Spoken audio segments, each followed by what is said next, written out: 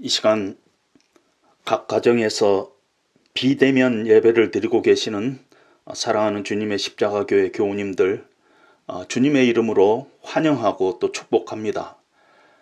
비록 이 시간 우리가 비대면으로 예배를 드리고 있지만은 오늘 이 예배 가운데 하나님께서 예비하신 풍성한 은혜를 우리에게 주실 것을 기대하며 우리가 함께 예배합시다.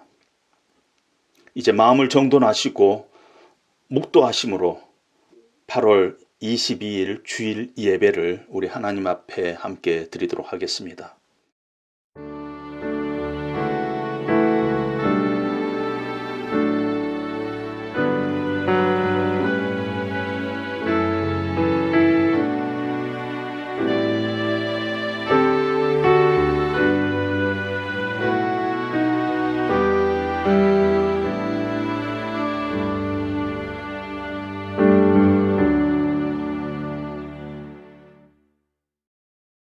이 시간 사도신경으로 우리의 신앙을 함께 고백하겠습니다.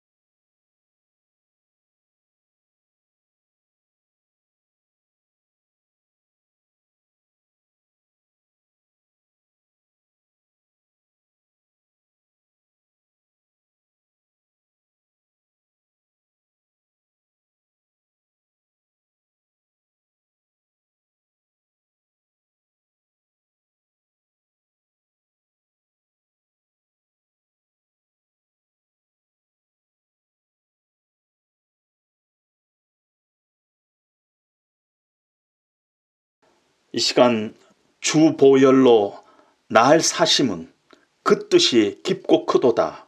우리가 함께 찬송하시겠습니다.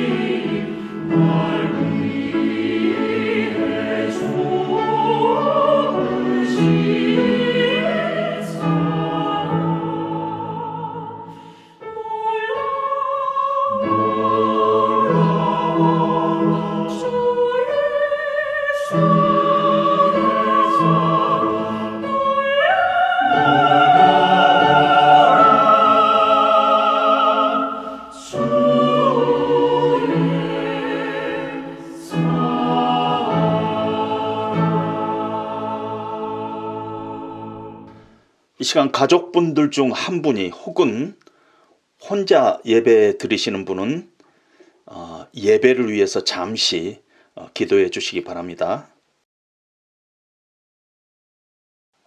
교회 소식 잠깐 전해드리겠습니다. 계속되는 코로나 확진자 증가로 정부에서 사회적 거리두기 4단계를 2주간 더 연장하기로 했음을 우리가 매스컴을 통해서 들었을 것입니다. 상황이 하루가 다르게 악화되고 있습니다. 한동안 우리가 비대면 예배를 드려야만 되지 않을까 그렇게 생각합니다. 아무쪼록 빠른 시일 내에 다시 대면 예배로 전환되길 기대합니다. 계속 주일 예배 영상은 전체방을 통해서 올려드리겠습니다. 그동안 개인적으로 방역에 소홀히 않도록 계속적으로 유념해 주시기를 부탁드립니다. 오늘 함께 은혜 받으실 하나님의 말씀은 마가복음 1장 1절로부터 8절까지 말씀입니다. 마가복음 1장 1절로부터 8절까지 말씀 제가 대표로 봉독하겠습니다. 하나님의 아들 예수 그리스도의 복음의 시작이라. 선지자 이사야의 글에 보라 내가 내 사자를 네 앞에 보내노니 그가 네 길을 준비하리라. 광야에 외치는 자의 소리가 있어 이르되 너희는 주의 길을 준비하라. 그의 오실 길을 곧게 하라. 기록된 것과 같이 세례 요한이 광야에 이르러 죄사함을 받게 하는 회개의 세례를 전파하니 온 유대지방과 예루살렘 사람이 다 나아가 자기 죄를 자복하고 요단강에서 그에게 세례를 받더라. 요한은 낙탈 털 옷을 입고 허리에 가죽띠를 띠고 메뚜기 석청을 먹더라. 그가 전파하여 이르되 나보다 능력 많으신 이가 내 뒤에 오시나니 나는 굽혀 그의 신발끈을 풀기도 감당하지 못하겠노라. 나는 너희에게 물로 세례를 베풀거니와 그는 너희에게 성령으로 세례를 베푸시리라. 아멘. 이제는 교회 안에서만 기독교에 대해서 이야기하는 것이 아니라 세상 속에서도 기독교에 대한 관심이 많아서 기독교는 어떤 종교인가, 기독교인은 어떻게 살아야 하는가 하는 이 얘기들이 일반 신문이나 방송, 잡지를 통해서 자주 나타나고 개인적으로도 신앙인들조차도 트위터나 페이스북 같은 SNS를 통해서 내가 생각하는 기독교는 이래야 된다. 또 기독교인은 어떻게 살아야 된다 하는 것들을 서로 표현하고 때로는 디베이트도 하고 이런 모습들을 여기저기서 우리가 보게 됩니다. 그런데 제가 우려되는 것은요. 기독교를 많이 이야기하고 있지만은 기독교에 대해서 많은 얘기들을 하고 있지만은 정작 기독교 신앙의 본질은 무엇인가? 기독교 신앙의 그 핵심 내용은 무엇인가 하는 것에 대해서는 그렇게 많은 사람들이 관심을 갖지 않고 있는 것을 보게 됩니다. 이 시점에서 우리가 믿고 있는 기독교 신앙의 본질은 무엇이고 내용은 무엇인가?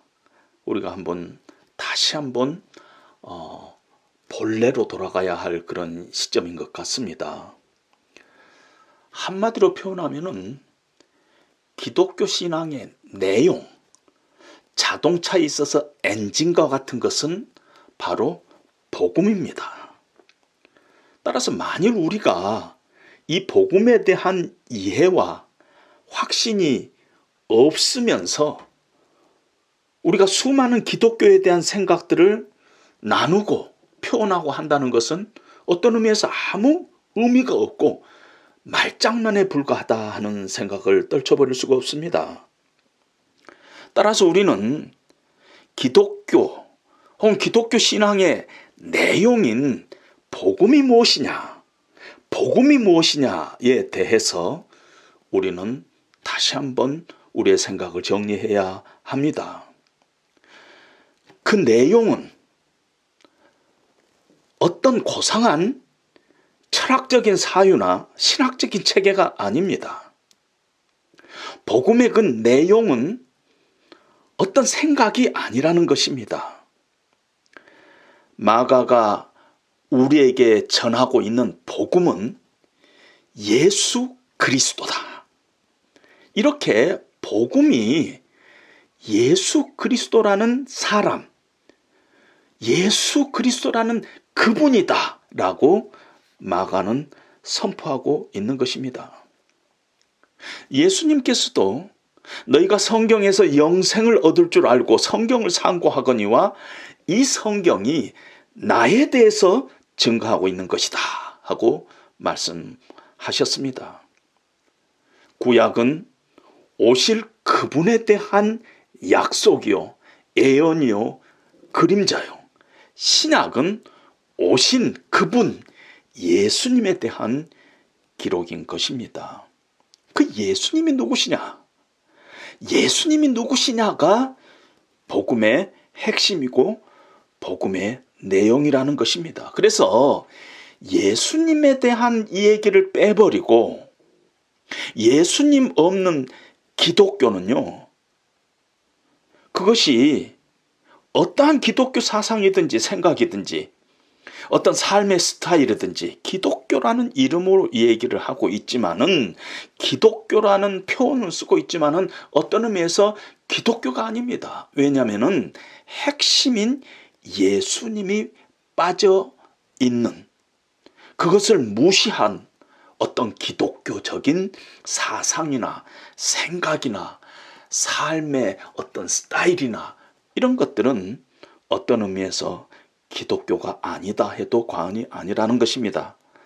따라서 우리는 마가복음을 통해서 기독교 신앙의 본질인 복음이 무엇인가, 본질은 무엇인가, 다시 한번 우리가 정리해야 될 그런 중차대한 상황 가운데 우리가 있습니다.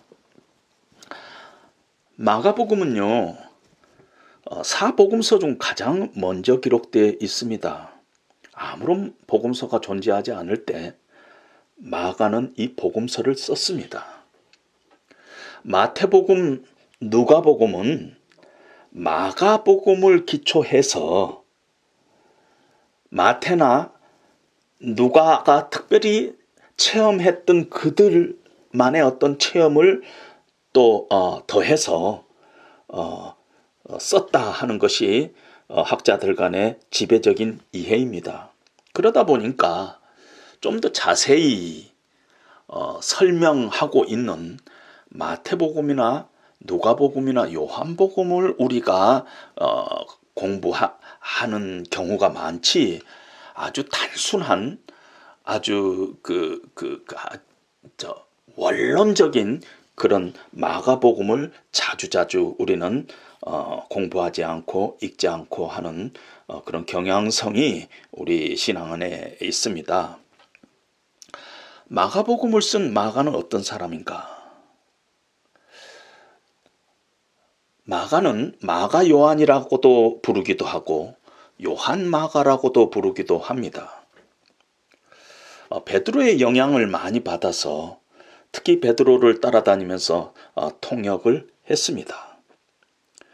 이방인 선교에 깊은 열정을 가지고 있어서 바울과 삼촌인 바나바를 쫓아서 선교 여행도 다니곤 했습니다.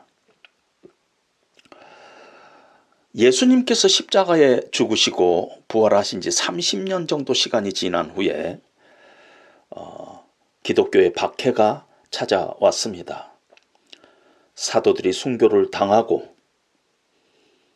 뿐만 아니라 예수님을 직접 목격했던 제자들이 이제 세상을 떠나는 사람들이 많아지면서 기독교의 그 초기 기독교의 그 뜨근뜨근한 그런 것들이 잊혀지면서 시들해 가고 있었습니다.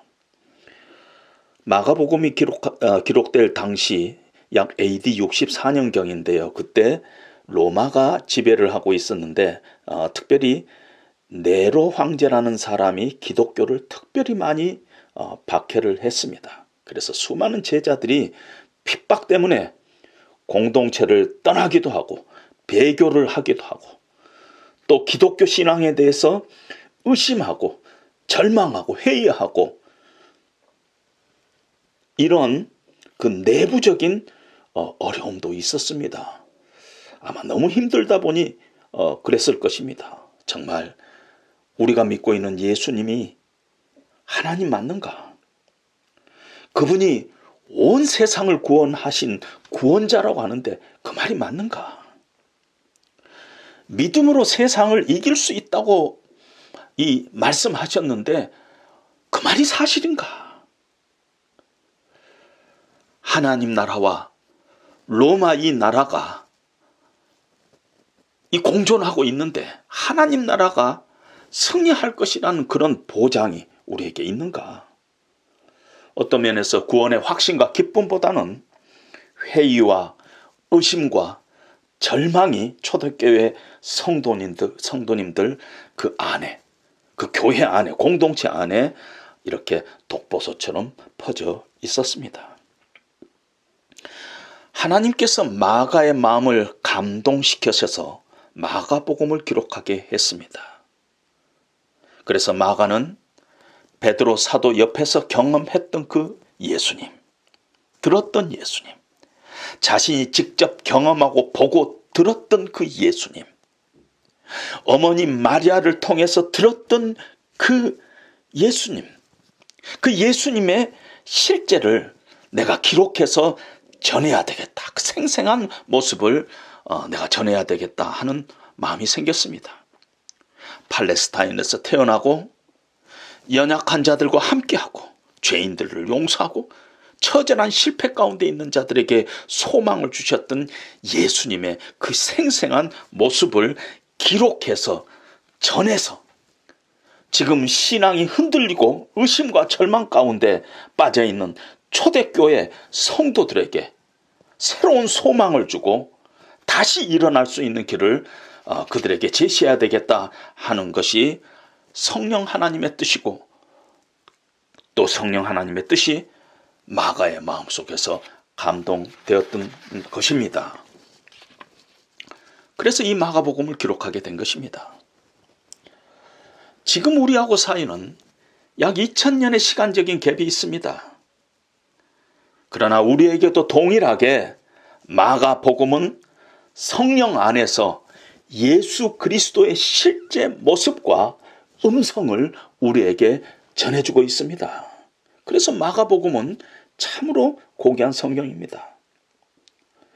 우리는 앞으로 몇 달 동안 마가복음을 통해서 저와 여러분들이 예수님의 하신 일을 직접 목도하고 예수님의 음성을 직접 듣고 예수님을 성령 안에서 만나고 만지는 그런 놀라운 은혜가 우리 가운데 함께 하기를 참으로 소원합니다. 마가복음을 시작하면서 마가가 전하는 복음은 어떤 복음이었을까? 오늘 마가복음 1장 1절에 보면은 하나님의 아들 예수 그리스도 복음의 시작이라 하고 선포하고 있습니다.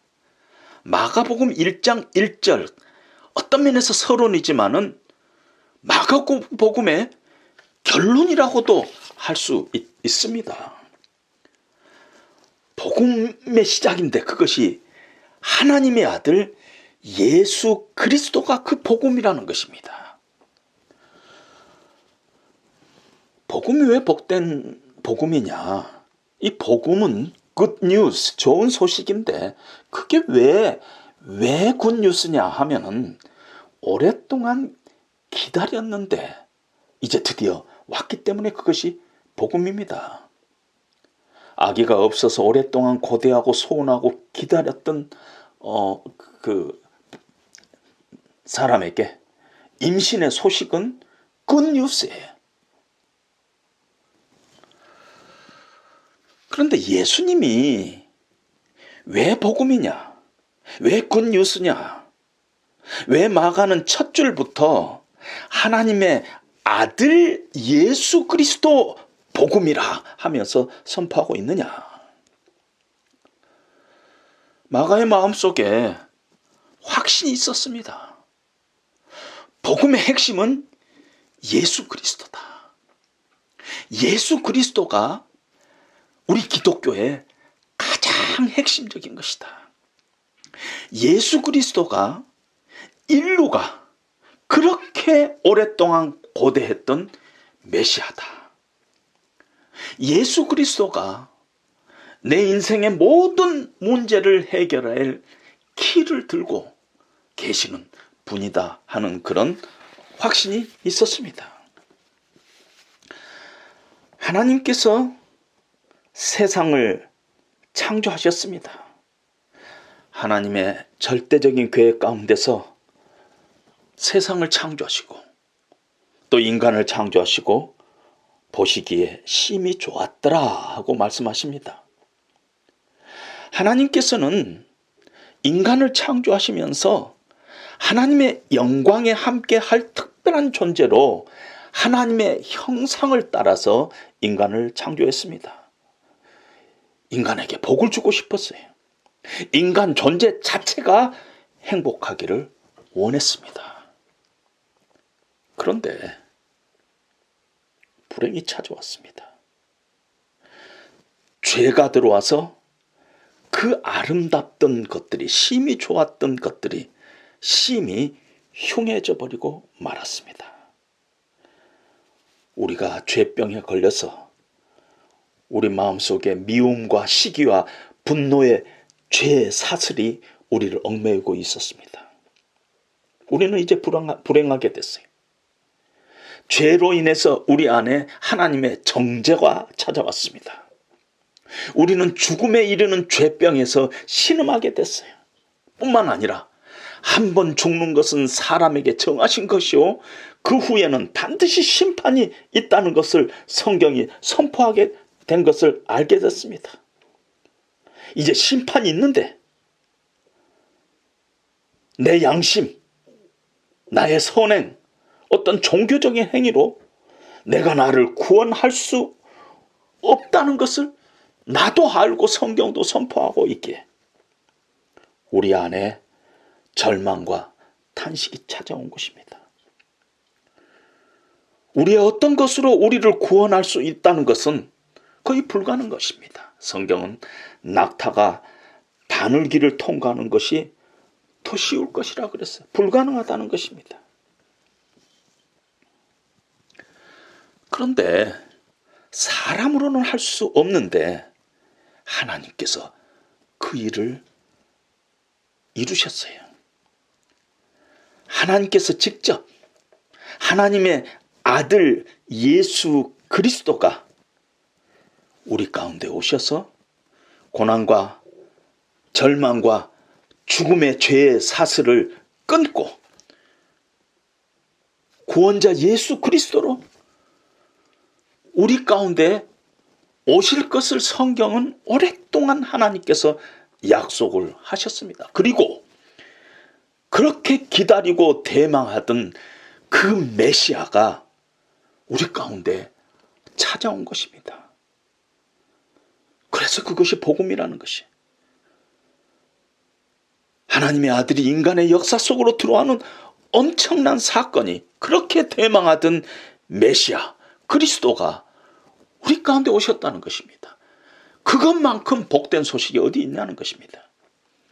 그리스도가 없으면 우리 안에 생명도 없고 소망도 없고 우리는 죽음의 병에서 신음하고 하나님의 심판의 정죄에 빠질 수밖에 없는 존재인데 예수 그리스도가 오셔서 우리의 죄를 다 담당하시고 우리에게 길과 진리와 생명을 주시는 그 일이 얼마나 기쁜 소식이냐 하는 것을 마가는 우리에게 증거하고 있다는 것입니다. 그러면은 마가복음에서의 그 복음은 구체적으로 어떤 복음인가? 구체적으로 어떤 복음인가? 우리가 조금 전까지 얘기한 대로 마가복음에서 이 얘기하는 복음은 예수 그리스도의 복음이에요. 예수 그리스도의 복음. 마가는 예수님에 관해서 설명하고 있지 않아요. 장황하게 설명하고 있지 않아요. 신학적으로 변증하고 있지 않아요. 예를 들거나 그래가지고 뭐 설교를 하고 있지 않아요. 예수님에 관해서 이 얘기를 하는 것이 아닙니다. 예수님이 언제 어디서 태어난지도 생략해버립니다. 예수님께서 무슨 말씀을 하신가에 관해서도 마가는 관심이 없어요. 오로지 예수님 어떤 분이신가? 어떤 분이신가? 그분이 무슨 일을 하셨는가 하는 것을 아주 빠르고 간결하게 바쁘게 보여주고 있는 것입니다. 마치 계속해서 그림을, 슬라이드를 이렇게 보여주는 것 같이 우리에게 예수님을 보여주고 있는 것입니다. 여러분 자녀들을 키우시는 부모님들은 특별히 자녀들이 청소년기에 접어들면은 자녀들과 대화하기가 참 쉽지 않죠. 저도 마찬가지였습니다. 저는 저 나름대로 목회하느라고 바빴고 또 제 딸은 청소년기에 또 자기 나름대로 자기 세계 속에 빠져가지고 하다 보니까 부모와 자녀, 아버지와 딸 간의 대화가 너무나 피상적일 수밖에 없었습니다.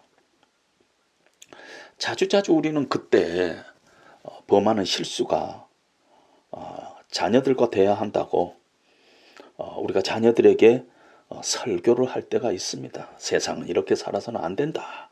어떤 책에서 본 이 얘기들을 자녀들에게 하고 자기도 그렇게 못하면서 자녀들에게 성공 철학을 얘기하고 그럴 때가 종종 있습니다. 저는 제 딸이 그 사춘기 때 무슨 일이 있어가지고 함께 시카고를 자동차를 타고 둘이 간 적이 있었습니다. 한 5시간 운전하고 가는데 그 차 안에서 우리는 이런 얘기를 하게 됐습니다. 그날은 특별히 아빠의 어떤 신앙관이라든가 인생 철학이라든가 이렇게 살아야 돼 저렇게 살아야 돼 하는 얘기가 아니라 아빠의 인생을 얘기했습니다. 그동안 살아왔던 얘기, 아빠가 살면서 겪었던 괴로웠던 순간들, 실패의 시간들, 안타까운 일들, 좌절과 절망 가운데 있었던 시간들, 또 사랑했던 그런 시간들, 이런 것들을 제 딸과 눈물을 흘리면서 이렇게 이 얘기하고 간 적이 있었습니다. 그 후부터 제 딸과 제가 이상하게 서로 대화가 소통이 쉬워진 것을 느꼈습니다. 마가복음이 어떤 면에서 그렇게 기록되어 있어. 예수님께서 이 땅에 오셔서 흑암 같은 이 땅에서 어떻게 사셨는가? 어떻게 절망하며 어떻게 배신당하며 어떻게 좌절하며 어떻게 사랑했는가?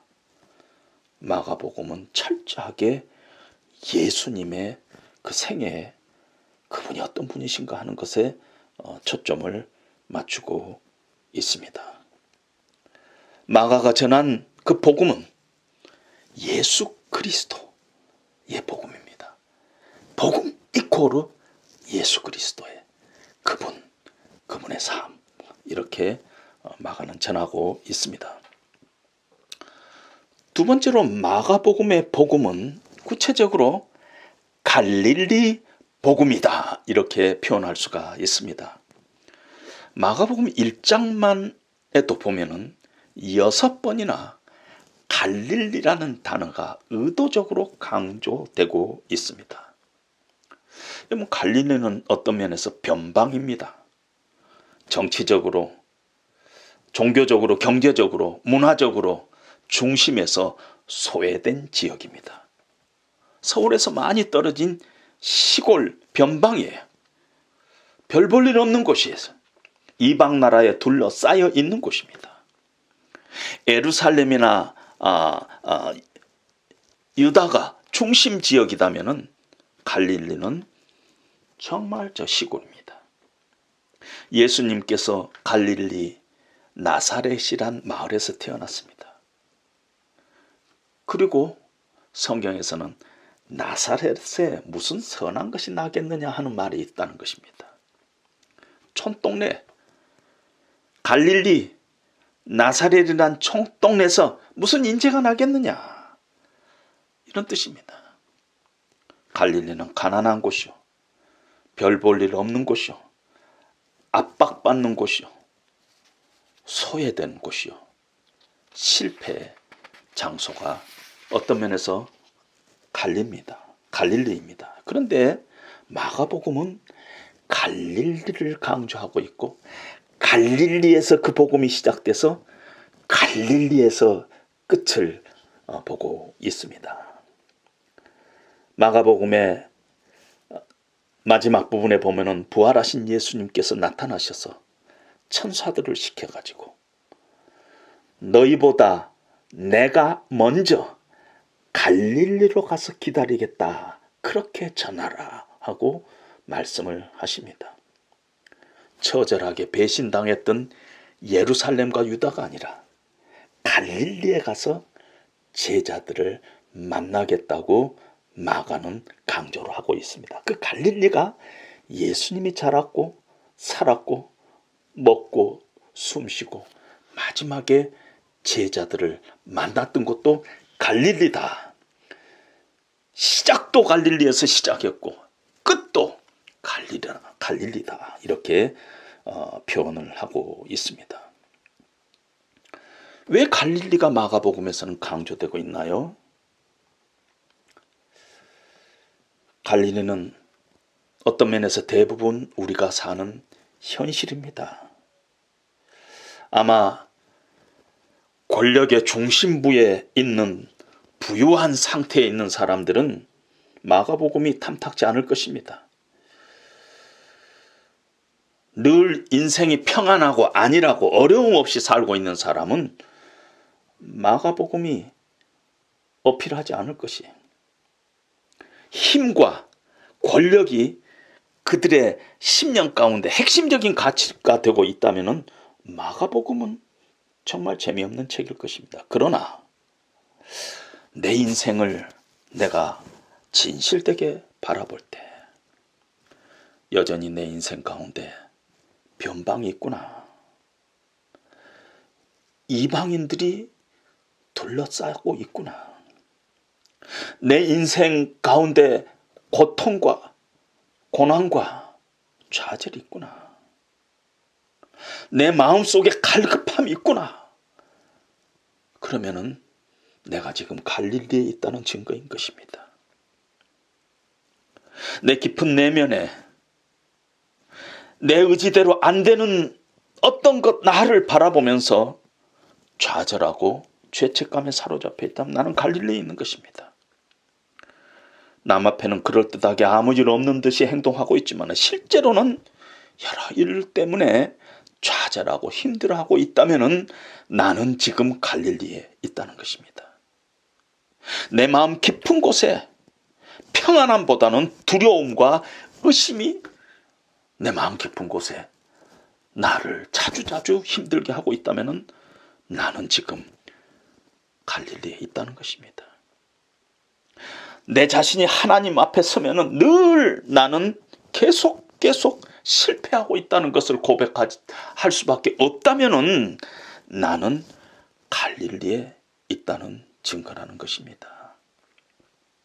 그리고 질그릇 같은 이 갈릴리에 보배이신 예수님께서 오셨다. 질그릇 같은 이 갈릴리에, 내 삶의 갈릴리에 보배이신 예수님이 오셨다. 이것이 마가가 전하고 싶었던 갈릴리 복음인 것입니다. 삶의 길바닥에서 때로는 비참하고 처참한 경험을 했던 사람, 인생의 비애를 씻고 있는 사람, 하나님 앞에서 늘 절망할 수밖에 없는 그런 사람들에게 주어진 복음, 이것이 마가복음이라는 것입니다. 나는 아니다, 나는 자신만만하다, 나는 갈릴리가 아니다, 이럴 사람이 우리 중에 누가 있습니까? 마가가 전하고 싶은 이 마가복음은 갈릴리 복음이었어요. 우리를 위해서 갈릴리, 우리의 심령이 갈릴리에 있는 우리를 위해서 주신 마가복음은 갈릴리 복음이다 하는 것입니다. 세 번째로 마가가 우리에게 전하고 싶었던 복음은요, 현실 속에 역사하는 복음이었어요. 현실 속에 역사하는 복음. 요한은 요한복음에서 예수님을 신으로 하나님으로 증거하고 있습니다. 태초에 말씀이 계시니라. 이 말씀이 하나님과 함께 계셨으니 이 말씀은 곧 하나님이시라. 말씀이 육신이 되어서 우리 가운데 거하심에 우리가 그 영광을 보니 독생자 아버지의 영광요 지혜와 은혜가 충만하더라. 이것이 요한이 전하고자 하는 복음의 내용이었습니다. 마태는 마태복음에서 족보로 시작합니다. 예수님이 왕의 후손이라는 것을 증거하고 있습니다. 왕으로 오신 예수님, 그것이 아니라 마가는 그저 한 인간, 먼지 날리는 광야에서, 갈릴리에서 예수님은 샌들을 신고 다녔어요. 아픈 사람과 함께하고 함께 아파했습니다. 슬픔 가운데 있는 사람들과 같이 눈물을 흘리고 죄인들과 함께 먹고 마시고 저들과 함께 고민하고 아파한 현실 속에 역사하는 복음을 마가는 우리에게 전하고 싶었습니다. 마가복음에 보면은 이상하게 아람어가 그대로 보존되고 기록되어 있습니다. 마태복음은 독자가 유대인들이에요. 그런데 마가복음은 독자가 이방인들이에요. 특별히 로마에 있는 이방인들이에요. 그래서 그 당시에 로마에 있는 이방인들이 쓰는 언어는 헬라어였어요. 그리거였어요. 그래서 그리고로 기록하면 됐어요. 헬라어로 사용하면 됐어요. 그런데 마가는 이상하게 아람어를 그대로 쓰고 있습니다. 달리다쿰, 아람어를 쓰고 나서 소녀야 일어나라 하면서 헬라어로 번역을 해놨습니다. 아람어로 에바다 하고 써놓고 헬라어로 열려라 하고 해석을 하고 있다는 것입니다. 엘리 엘리 라마 사막다니 아람어로 기록해놓고 하나님 하나님 어찌하여 나를 버리시나이까 헬라어로 해석을 해놓고 있습니다. 마가복음에서는 특별히 이방인들을 향해서, 로마에 있는 이방인들을 향해서 기록한 이 성경인데, 왜 마가는 예수님께서 말씀하신 아람어를 기록하고 있는가? 왜 쓸데없이 아람어를 쓰고 헬라어로 번역하고 있는가? 마가는 어쩌면은 이제 잊혀져가는 예수님의 음성을 초대교회 성도들이 육성을 들어봤으면 좋겠다, 그런 생각을 가졌는지도 모릅니다. 철학적이고 신학적이고 예수님을 복잡하게 설명한 것이 아니라 이 땅, 갈릴리라는 그 척박한 땅, 이 현실 속에서, 이 고통 가운데서 낙심하고 절망하는 인간과 함께 뒹굴면서 했던 그 음성, 예수님의 그 목소리, 예수님께서 직접 하신 그 단어들, 그 말씀,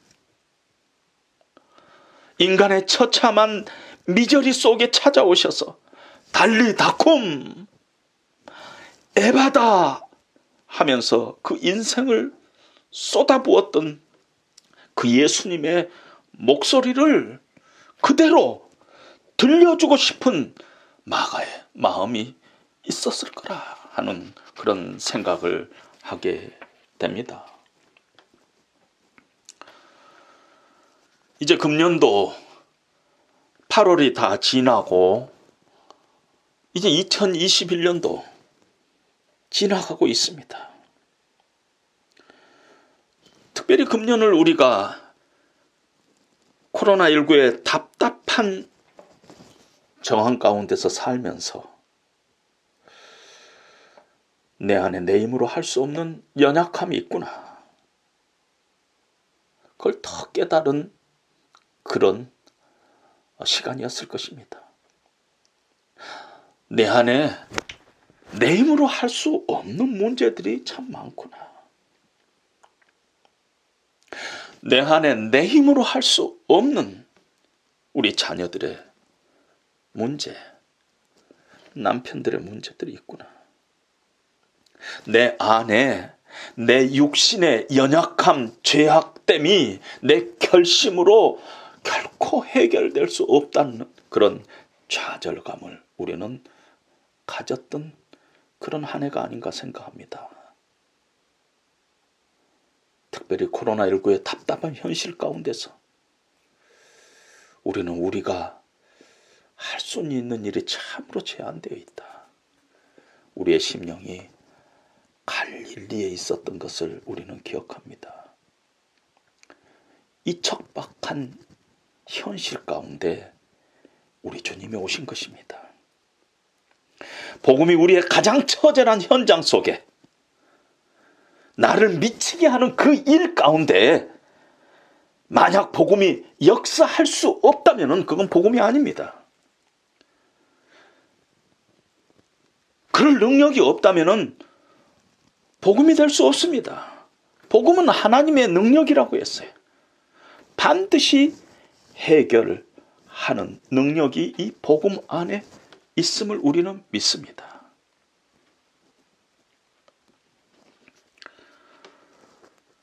코로나19가 언제까지 우리를 붙잡을지는 우리는 모르지만 몇 달 동안 마가복음을 우리가 함께 묵상하면서 여러분들이 마가복음을 사랑하는 사람들이 되기를 원합니다. 마가처럼. 그리고 달리다쿰 에바다 하는 주님의 음성을 여러분도 듣기를 원합니다.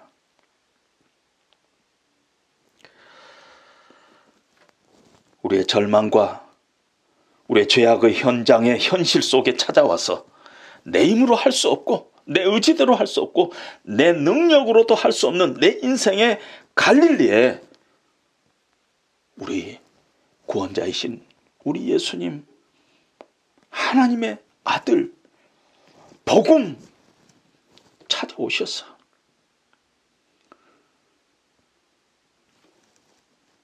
우리의 문제를 해결해 주시옵소서.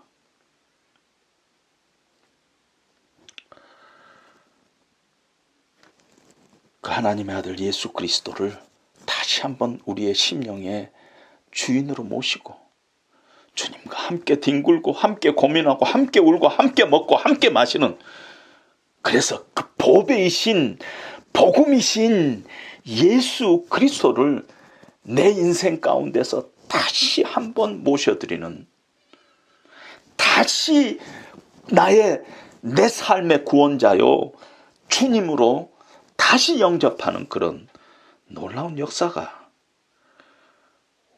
있기를 소원합니다. 나의 갈릴리를 주님 앞에 내어놓고, 주님, 나의 이 갈릴리에 찾아오셔서 나를 치유하여 주시옵소서. 나를 회복시켜 주시옵소서. 나를 새롭게 하여 주시옵소서. 새 힘을 주시옵소서.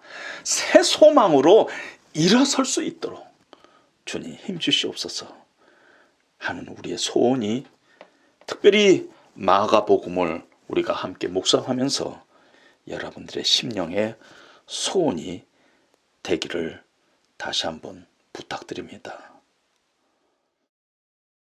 우리가 찬송가 135장 어저께나 오늘이나 우리가 함께 찬송 부르시겠습니다.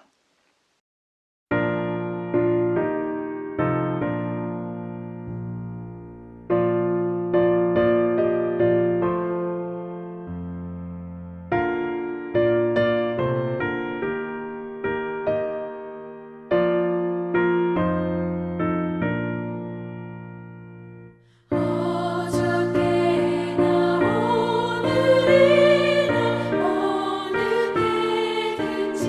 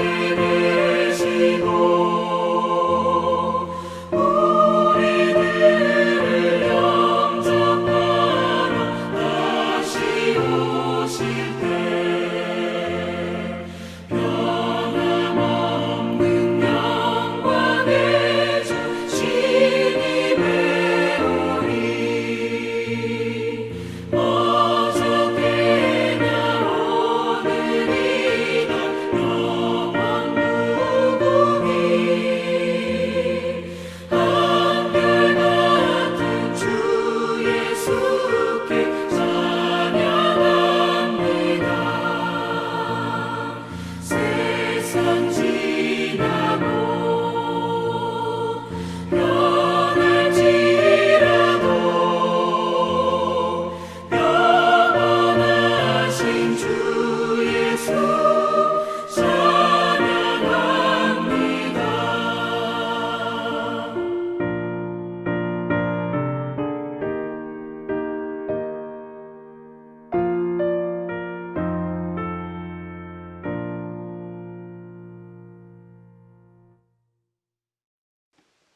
이제 축도하심으로 주일 예배를 마치겠습니다. 이제는 우리 주 예수 그리스도의 은혜와 우리 하나님 아버지의 만극하신 사랑하심과 성령님의 감동, 감화, 교통, 충만, 새롭게 하시는 역사가, 특별히 코로나19의 답답한 현실 가운데서 우리 힘으로 할 수 없는 이런 척박한 갈릴리와 같은 정황 가운데, 우리의 이 현실 가운데 예수님이 복음으로 찾아오셨다는 것을 기억하면서 복음이신 예수님 때문에 다시 하나님을 소망하면서 믿음으로 일어서서 다시 한번 하나님께서 우리에게 맡겨주신 삶을 믿음으로 인내하며 굳건히 살아가기로 결단하고, 돌아가는 사랑하는 주의 백성들 머리 위에 이제로부터 영원토록 함께 하시기를 간절히 축원하옵나이다. 아멘.